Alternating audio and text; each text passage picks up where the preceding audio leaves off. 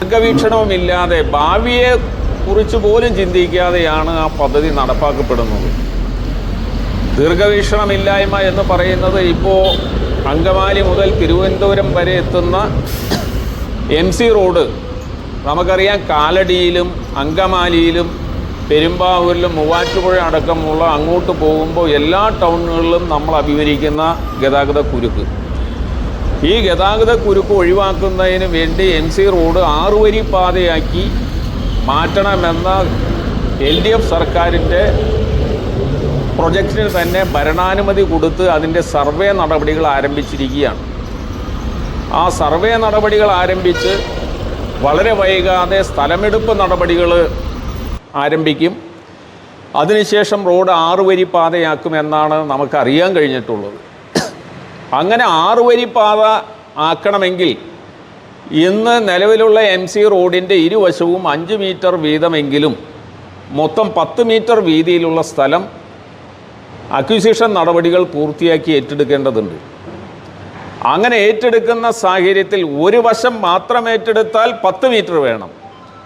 2 വശവും കൂടി ഏറ്റെടുത്താലാണ് 5 മീറ്റർ വീതം എടുക്കേണ്ടി വരിക. കാലടിയിൽ ഇപ്പോൾ നിർമ്മിക്കാൻ ഉദ്ദേശിക്കുന്ന ഷോപ്പിംഗ് കോംപ്ലക്സ് MC റോഡിൻ്റെ അതിരിൽ നിന്ന് 6 മീറ്റർ മാത്രം മാറിയാണ് 90 മീറ്റർ നീളത്തിൽ പണിയാനുള്ള പ്ലാൻ തയ്യാറാക്കിയിട്ടുള്ളത്. അങ്ങനെ പണിയുന്ന സാഹചര്യത്തിൽ പൊതുവിൽ നമ്മുടെ സ്ഥലമെടുപ്പ് റോഡുകൾക്കോ മറ്റ് വികസന പ്രവർത്തനങ്ങൾക്കോ ഒക്കെ സ്ഥലമെടുപ്പ് വരുമ്പോൾ ആരാധനാലയങ്ങളെ പരമാവധി ഒഴിവാക്കാറുണ്ട്. അങ്ങനെ നാം പറയുമ്പോൾ കാലടിയെ സംബന്ധിച്ച് ആദിശങ്കരൻ്റെ ജന്മം കൊണ്ട് പരിപാവനമായ കാലടിയിൽ ഇപ്പോൾ നിലനിൽക്കുന്ന ആദിശങ്കര കീർത്തിസ്തംഭ മണ്ഡപം, ആ മണ്ഡപത്തെ ഒഴിവാക്കിക്കൊണ്ടല്ലാതെ ഒരു റോഡ് വികസനത്തിന് സ്ഥലമെടുപ്പുണ്ടാകാൻ സാധ്യത കുറവാണ്. അങ്ങനെ വന്നാൽ 10 മീറ്റർ സ്ഥലം പഞ്ചായത്തിൻ്റെ സ്ഥലത്തുനിന്ന് എടുക്കേണ്ടി വരും. അങ്ങനെ സ്ഥലമെടുപ്പ് വരുമ്പോൾ പഞ്ചായത്ത് ഇപ്പോൾ ഉദ്ദേശിച്ചിട്ടുള്ള പ്ലാൻ അനുസരിച്ച് പണിതാൽ ആ കെട്ടിടം പൂർണ്ണമായും പൊളിച്ചു നീക്കം ചെയ്ത് കൊടുക്കേണ്ടി വരുമെന്ന അവസ്ഥയാണ് വരാൻ പോകുന്നത്. അങ്ങനത്തെ ഒരു പ്ലാൻ തന്നെ നമുക്ക് വൈകിയാണ് പഞ്ചായത്ത് മെമ്പർമാർക്ക് തന്നെ ലഭിക്കുന്നത്. പഞ്ചായത്ത് മെമ്പർമാർക്ക് വൈകി ലഭിച്ച പ്ലാൻ വളരെ വിശദമായി പഠിച്ചപ്പോഴാണ് MC റോഡ് അരികിൽ നിന്ന് 6 മീറ്റർ മാത്രം മാറ്റിയാണ് ഈ നിർമ്മാണ പ്രവൃത്തി നടക്കുന്നത്. അങ്ങനെ നടന്നാൽ ഭാവിയിൽ ഈ കെട്ടിടം പൊളിച്ചു നീക്കം ചെയ്യേണ്ടി വരും. അതിൻ്റെ ഭാഗമായി കോടിക്കണക്കിന് രൂപ ധനനഷ്ടം വരുന്ന പദ്ധതിയാണ് പഞ്ചായത്ത് ഇപ്പോൾ കൊണ്ടുവന്നിട്ടുള്ളത്.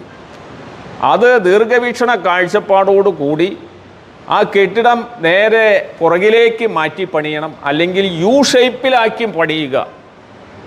അങ്ങനെ കെട്ടിടം ഭാഗം വന്നാൽ ഏറ്റെടുക്കേണ്ടി വരുന്നത് U ഷേപ്പിൽ പണിതാൽ 1ഓ 2ഓ കെട്ടിടമുറികൾ മാത്രമായിരിക്കും നമുക്ക് നഷ്ടപ്പെടുക. ഇപ്പോൾ പണിയുന്ന പ്ലാൻ അനുസരിച്ച് പണിതാൽ 90 മീറ്റർ വരുന്ന കെട്ടിട ഭാഗവും പൊളിച്ചു നീക്കം ചെയ്യേണ്ട സാഹചര്യത്തിലേക്ക് വരും. പഞ്ചായത്താണെങ്കിൽ ഇത് KURDFCയിൽ നിന്ന് ലോൺ എടുത്താണ് ഈ ബിൽഡിംഗ് പണിയുന്നത്. അപ്പോൾ പഞ്ചായത്തിന് ധനനഷ്ടം കോടിക്കണക്കിന് രൂപ വരുത്തി വയ്ക്കുന്ന ഒരു പദ്ധതിയായി ഒരു വികസന പ്രവർത്തനം മാറാൻ പാടില്ല എന്നാണ് LDFൻ്റെ നിലപാട്. അതുകൊണ്ട് LDFൻ്റെ മെമ്പർമാർ ഗ്രാമപഞ്ചായത്ത് സമിതിയുടെ പ്രസിഡൻറ്റിനും സെക്രട്ടറിക്കും അതുപോലെ തന്നെ തദ്ദേശ സ്വയംഭരണ വകുപ്പ് മന്ത്രിക്കും ഇതിൻ്റെ സാങ്കേതിക അനുമതി നൽകുന്ന ചീഫ് എഞ്ചിനീയർക്കും രേഖാമൂലം പരാതി സമർപ്പിച്ചിട്ടുണ്ട്. ഈ പ്ലാൻ മാറ്റി എസ്റ്റിമേറ്റും മാറ്റി അതിൻ്റെ ഡീറ്റെയിൽഡ് പ്രൊജക്റ്റ് റിപ്പോർട്ടും ആവശ്യമായ മാറ്റം വരുത്തി കെട്ടിടം പൂർണ്ണമായും പുറകിലേക്ക് മാറ്റി പണിയുകയോ അല്ലെങ്കിൽ U ഷേപ്പിൽ പണിയുകയോ ചെയ്യണമെന്ന നിർദ്ദേശമാണ് LDF വെച്ചത്. പഞ്ചായത്ത് ഭരണസമിതി എന്നാൽ അതിനൊന്നും കൂട്ടാക്കാതെ അതിന് നേതൃത്വം കൊടുക്കുന്ന പഞ്ചായത്ത് പ്രസിഡന്റ് ഏകാധിപത്യപരമായ നടപടിയിലൂടെ മുമ്പോട്ട് പോവുകയാണ്. പല കോണുകളിൽ നിന്നായി ആവശ്യപ്പെട്ടത് പ്രകാരം ഇന്നോ മറ്റോ അടിയന്തര പഞ്ചായത്ത് കമ്മിറ്റി യോഗം ഈ വിഷയം അജണ്ട വെച്ച് വിളിച്ചിട്ടുണ്ടെന്നാണ് അറിയാൻ കഴിഞ്ഞത്. എന്തായാലും പഞ്ചായത്ത് പ്രസിഡന്റ് അത്തരം കാര്യത്തിൽ ഒരു നല്ല സമീപനം എടുത്താൽ പഞ്ചായത്ത് പ്രസിഡന്റും ഈ പഞ്ചായത്തിനും നമുക്കെല്ലാവർക്കും നല്ലത് എന്നേ പറയാനുള്ളൂ.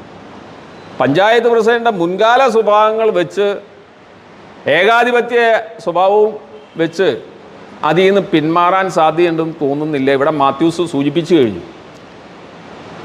ഒരു ഗവൺമെൻറ്റിൻ്റെ ഭരണാനുമതി കൊടുക്കുന്നത് ആ ഗവൺമെൻറ്റിൽ തന്നെ പങ്കാളികളായിട്ടുള്ള പ്രതിപക്ഷവും ഭരണപക്ഷവും എല്ലാം ചേർന്നാണ് MC റോഡിൻ്റെ വികസനം ചർച്ച ചെയ്യപ്പെടുന്നതും അതിൻ്റെ ഭരണാനുമതി കൊടുക്കുന്നതും.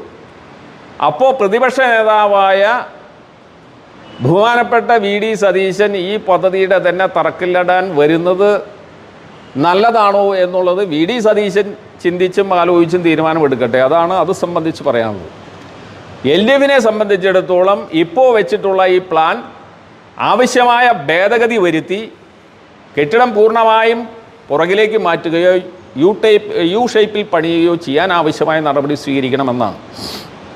മറ്റൊന്ന്, പഞ്ചായത്തിന് ലഭ്യമാകുന്ന ഫണ്ട് യഥാസമയം ചെലവഴിക്കപ്പെടുന്നില്ല.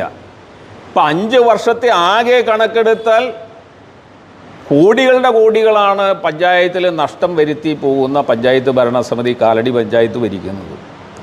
ഇപ്പോൾ ഈ കഴിഞ്ഞ 2024-25 വർഷത്തെ മാത്രം കണക്കെടുത്താൽ 2024-25 വർഷത്തിൽ നമ്മുടെ ജില്ലയിലാകെ ഉള്ള 84 പഞ്ചായത്തുകളെ എടുത്താൽ അതിൽ ലഭിച്ച പണം പൂർണ്ണമായും ചെലവഴിക്കപ്പെട്ട് 1-ാം സ്ഥാനത്ത് നിൽക്കുന്നത് കറുകുറ്റി പഞ്ചായത്താണ്.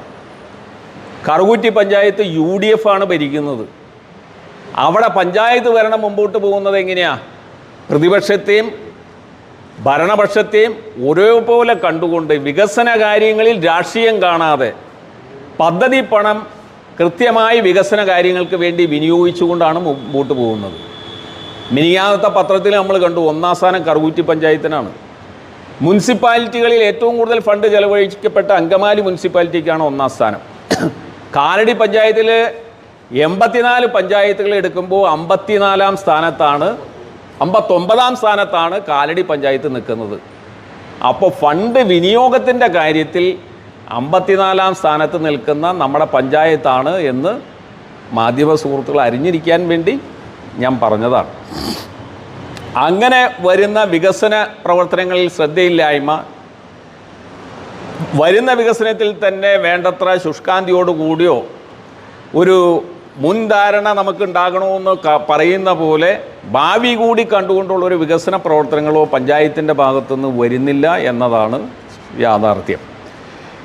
ഈ സാഹചര്യത്തിലാണ് LDFൻ്റെ നേതൃത്വത്തിൽ ഒരു സമരം പഞ്ചായത്ത് ഓഫീസിന് മുമ്പിലേക്ക് ഏപ്രിൽ 25-ാം തീയതി നടത്താൻ തീരുമാനിച്ചിട്ടുള്ളത്. ഇതിനു മുമ്പ് പഞ്ചായത്ത് ഓഫീസിന് മുമ്പിലേക്ക് ഇതുപോലുള്ള വിഷയങ്ങൾ തന്നെ ചൂണ്ടിക്കാണിച്ചുകൊണ്ട് 1-ലേറെ സമരങ്ങൾ നടന്നു. ഈ കഴിഞ്ഞ 6 മാസക്കാലം മുമ്പാണ് പഞ്ചായത്ത് ഫണ്ട് നൽകുന്ന കാര്യത്തിൽ വാർഡുകളിലെ മെമ്പർമാരുടെ രാഷ്ട്രീയം നോക്കി ഫണ്ട് അനുവദിക്കുക എന്ന സമീപനം പഞ്ചായത്ത് പ്രസിഡന്റ് സ്വീകരിച്ചപ്പോഴാണ് പഞ്ചദിന സത്യാഗ്രഹം ഉൾപ്പെടെയുള്ള സമരങ്ങൾ നടത്തിക്കൊണ്ടാണ് LDF മുമ്പോട്ട് പോയത്. അതിനെ തുടർന്നാണ് നമ്മുടെ പഞ്ചായത്ത് മെമ്പറായിട്ടുള്ള ശ്രീ PK കുഞ്ഞപ്പൻ്റെ വാർഡിലേക്ക് റോഡിന് വേണ്ടിയുള്ള ഫണ്ട് അനുവദിക്കാൻ കഴിഞ്ഞത്.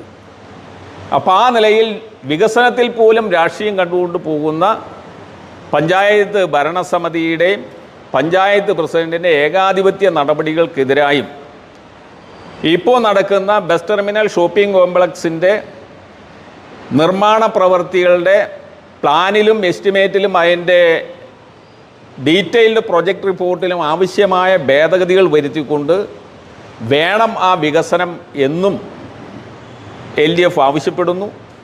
അതുപോലെ തന്നെ ഇപ്പോൾ നിന്ന് കിടക്കുന്ന ക്രിമിറ്റോറിയം അടിയന്തരമായി പ്രവർത്തിപ്പിക്കാൻ ആവശ്യമായ നടപടികൾ സ്വീകരിക്കണം എന്നുകൂടി ആവശ്യപ്പെട്ടുകൊണ്ടാണ് ഏപ്രിൽ 25-ന് നടക്കുന്ന പഞ്ചായത്ത് ഓഫീസ് മാർച്ചും ധർണയും.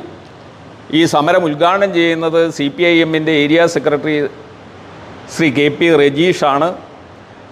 ഈ സമരത്തിന് ആധാരമായ വിഷയങ്ങളെ സംബന്ധിച്ച് ലഭ്യമായ വിവരങ്ങളും എല്ലാം വെച്ചിട്ടാണ് ഞങ്ങൾ പത്രസമ്മേളനം നടത്തുന്നത്.